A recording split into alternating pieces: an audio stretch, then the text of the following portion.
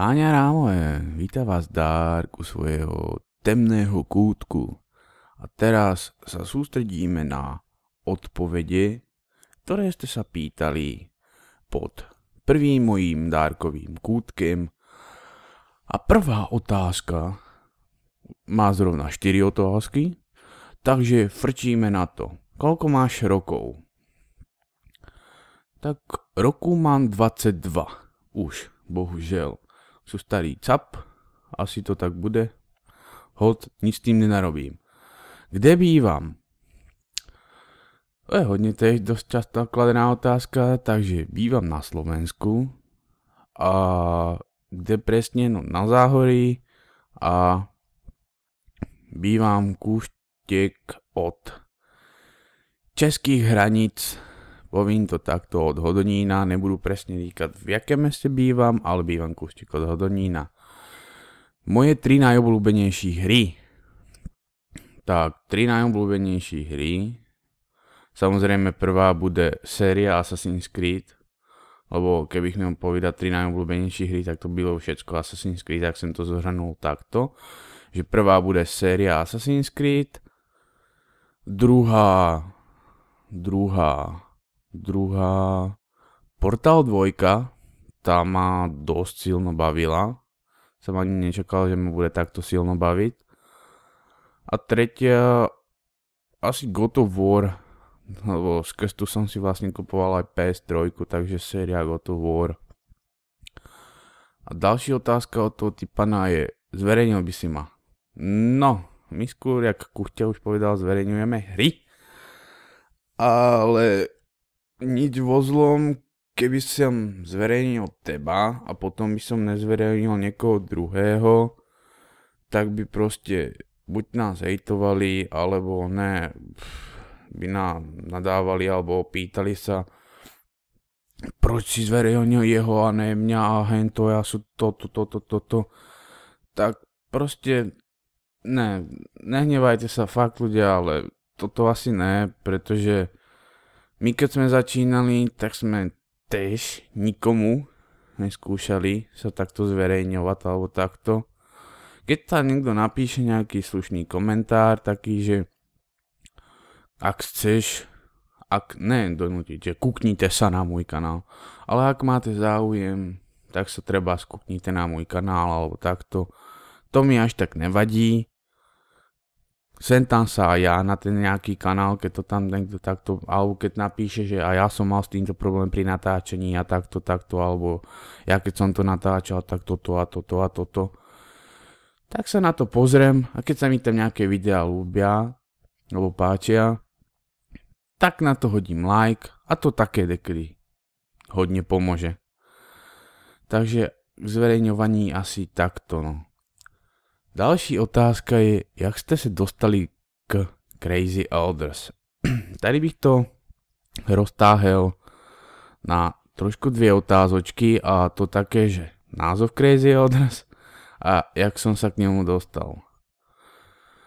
Tak, název Crazy Elders vznikl tak, první jsme chceli, že by sme sa volali Crazy Mentors, protože ja sú taký bláznivý. A čo niekto treskal dverama? Ježiš, ja som taký dosti šílený. Keby ste niekedy počúvali nás z Kuchťu alebo z Pítry sa ma ešte skopu chalanama na TS-ku, tak to je proste do Pezínka čisto. Kto nevie, čo je Pezínok, ak je to mesto na Slovensku, kde je cvokárna. A Mentor sme sa chceli volať preto, lebo sme vlastne sme první iba točili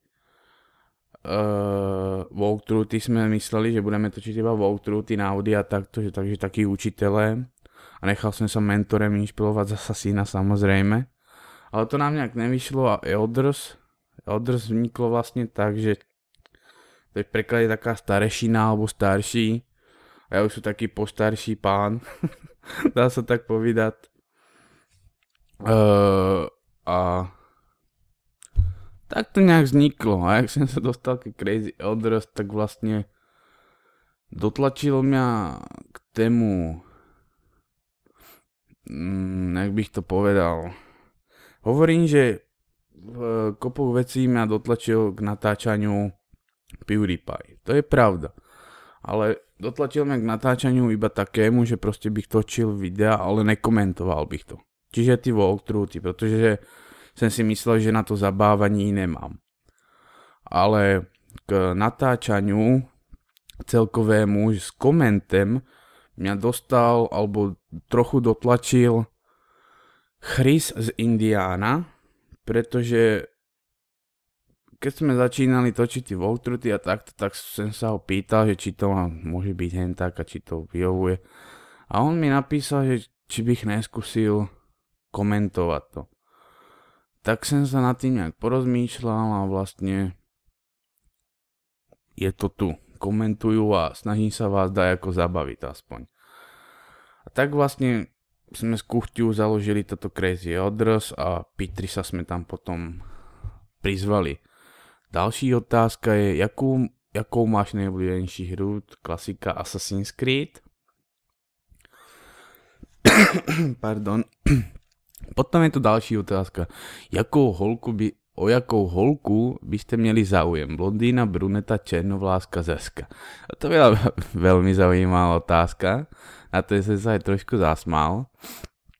A tak záleží, co je to za holku, no, alebo co je to za babu, co je to za dievča. Môže mať vlasy všelijaké, ale keď si s ním rozumíš, tak si s ním proste rozumíš. Ale nemôžem si pomôcť, ja mám proste takú menší slabosť na černovlásky. Nevím proč. Čiže je to teď dosť zaujímavá, ale ideme teda na další otázku a ešte je to dosť zaujímavá otázka, tá sa mi veľmi ľúbila. To sa ani moc tak ľudia nepýtali. Proč si říkám Dark? No, vznik mojej prezdívky je dosti taký zaujímavý a možno aj dosti trapný, jak vyprchaný benzín, jak ja rád hovorím. Ale Dark vlastne vzniklo tak, že to je skratka od Darknessa. A Darkness vzniklo vlastne tak, že keď som išiel hrať vlastne prvú svoju MMORPG hru, což byla Lineage 2, tak som rozmýšľal, jaké jméno si... Musel tríska s tým ale... Jaké jméno si dám a proste, jak sa tam v tej hre budu volať. A v logine hrála piesnička od Within Temptation Somewhere a tam hodne spomínajú to slovíčko Darkness. Tak mi napadlo, že si dám Darkness a 3 dvojky. Reku, proč ne? Ak som si to dal a chalani potom vlastne začali mi říkať skrátene Dark, tak ktorý si říkám Dark, tak to vlastne vzniklo a si myslím, že to je taká síce hodne používaná, ale mne sa tá prezdívka ľúbi. Tak, to byla další otázka je, nezapažíš se mnou něco? No, toto je tiež dosť častí kladená otázka a tiež bohužiaľ budu muset na ňu odpovídať negativisticky alebo negatívne a to z toho dôvodu, pretože ja už pracujem a pracujem 8 hodín denne, niekedy až 12 hodín denne od pondelka do pátka, niekedy aj soboty. Takže keď mám skombinovať pracovný život, osobný život a LP život, tak to je strašná záťaž. Plus ešte keď tam mám do toho započítať spánok, tak to je niečo strašné. Koľkokrát idem do práce s očama zalepenýma a ledva aj vidím. A robím fyzickú prácu, nesedím nikde pri kompie alebo tak, nabehám sa, narobím sa. Takže keď dojdem vlastne z práce, tak sú unavení a nechce sa už mi nic robiť, takže tam ani nemám nejak náladu hrát a nebudu ešte natáčať, protože nechcem, aby to bylo nejaké nic moc to video. A jak bych to ešte vysvetlil, proste je málo času. Málo kedy času si nájdu dokonca zahrať niečo s Kuchťu a s Pitrisem, dokonca s mojima kamarádama. Takže vlastne nestíham. Takže asi s vama moc drtiť nebudem. Omlouvám sa za to, vím, ale možno niekedy sa vyskytne nejaká, že spravíme proste, že treba sa ideme napíšeme na Facebook, že teraz ideme na Team Fortress 2 a teoreticky môžete sa na nás pripojiť alebo takto niečo. Proste nebojte, možno niečo vykutíme, vymyslíme. Ďalší otázka, tá ma tiež celkom dosti pobavila. Darku, máš podobný vzhled ako Kratos. Tak sa ptám, jestli máš i podobné schopnosti. No, niekto tady, dobre, to sa mi páči, že si takto pamatuje, co trepem ve videách, což je veľmi hrejúce na srdci. No, tak mám podobný vzhled ako Kratos. Bohužiaľ som nezdedil jeho božské síly, ktoré mu predali jeho otci a mamky alebo jeho kamarádi bohové. Bohužiaľ to som nezdedil. Dedil som iba jeho sexy bratku a to je asi tak všetko. Takže nevím, nedali mi proste, nechceli mi to dať. Nevím prečo, mňa takto odvrhli. Ďalšia otázka. Darko, nejsi náhodou nevlastní brácha Minecraftáka? Na toto sa strašne moc čudujú, keď mi kopa ľudí toto napíše, že nevím proč, protože sa na Minecraftáka vôbec nepodobám. Nevím, kde to berete ľudia, alebo tak dačo. A nevím, proste nedávno, ešte dokonca som ukecal Dabla.cz, aby sa ho opýtal na TeamSpeaku, nech sa kúkne na niekedy môj vlog. A dokonca sám Minecrafták potvrdil, že sa na ňo nepodobám. Takže asi tak, takže nejsou nevlastný brácha Minecraftáka, podľa mňa sa ani na ňo nepodobám. Aj keď sú zarostnutí a trošku vícej tvarovanejší, tak si myslím, že nevím, nepodobám sa na ňo. To bylo asi k tejto otázke. Čo to je ešte taká zaujímavá? Kolika lidí na tvém Skypeu jsou tvoji fanoušci? A co si tě našli a hraješ občas s nimi nějaké hry? Tak hop.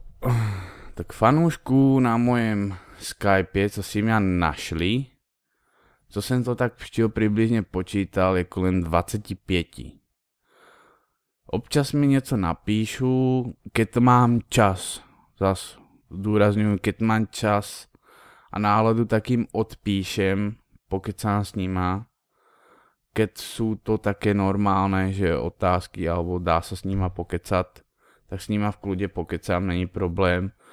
A či občas s nima hraju hry, to je, jak jsem říkal předtím, zas není čas, protože čas je neúprostný, je iba 24 hodín denně a to je někdy pro mě hodně málo. Další otázka je, Darku, sám si říkal, že PewDiePie je jakýsi tvůj vzor. Zkrátka, že se ním inšpiruješ a on nedávno dokončil sérii videí IP. Jaký máš na to názor? Líbilo se ti to? No, toto sa mi tiež táto otázka silno ľúbila, pretože je vidieť, že podaktorí počúvajú a vedia, že mám rád PewDiePia.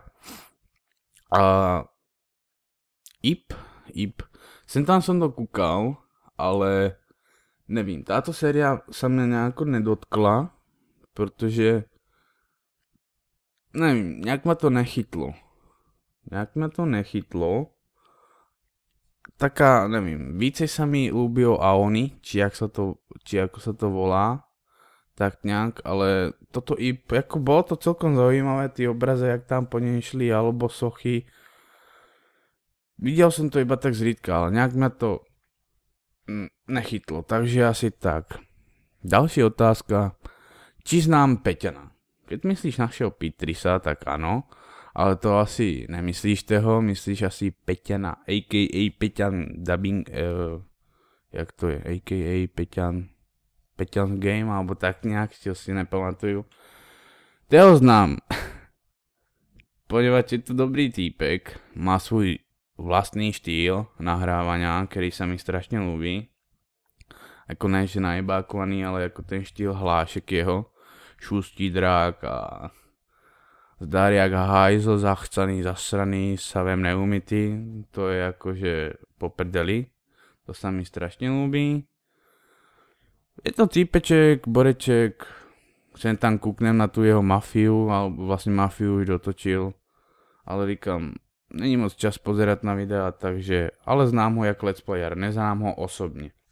To bych ešte k tému dodal. Tak, další otázka je, môžeš mi dať svůj PSN? Tak môžu ho dať teraz do anotácie, niekde tam, jak to bude, moje PSN-ko. Ale nevím, či vám to bude k něčemu platné, protože PS3 zapínám fakt iba na natáčaní. Takže asi tak.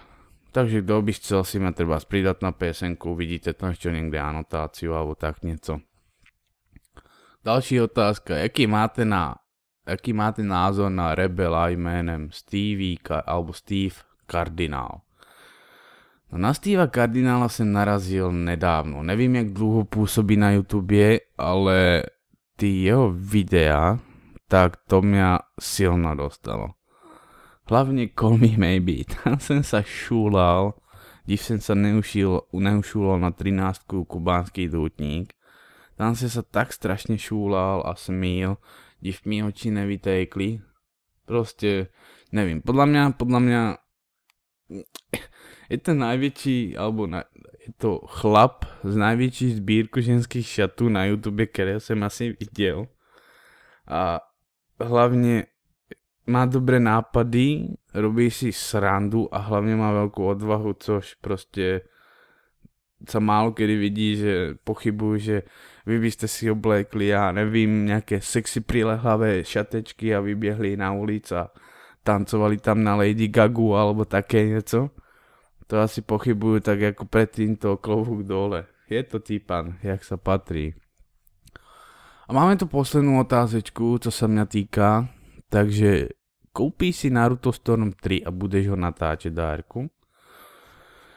Tak, vlastne myslí Naruto Shippuden Ultimate Ninja Storm 3, tak tu si 100% asi určitě kupovat budem, protože Naruto Shippuden 2 má dost baví. Tá, co je potom, to je tuším Ninja Generation alebo Ultimate Ninja Storm Generation. Tá mňa moc jaksi neláka, ale čo som videl tu 3, nějaký ten trailer, jak tam bojoval tretí s Kyubim, to sa mi celkom pozdávalo, vypadá to, že tam pridali nový nějaký ten štýl boja, ne len prostě arena šup, ale vypadalo to dobre, takže hodlám si ho kúpiť a hodlám ho aj 100% natáčať. Takže, to byla posledná otázka, jsem sa chtěl trochu vyžvatlal. Dúfam, že vám tyto odpovede, co som vám dal, stačili a dúfam, že pri dalším dárkovém temném kútku sa nějak zase uvidíme. Nevím, ako často toto bude vycházet, bude to vlastně vždycky iba taký talk, informačka, co se někdy stalo alebo tak. A vlastně uvidíme, co z toho vyplyne. Tak OK, čavi papi, majte sa krásne, píšte básne a čauky mňauky, rebelanti.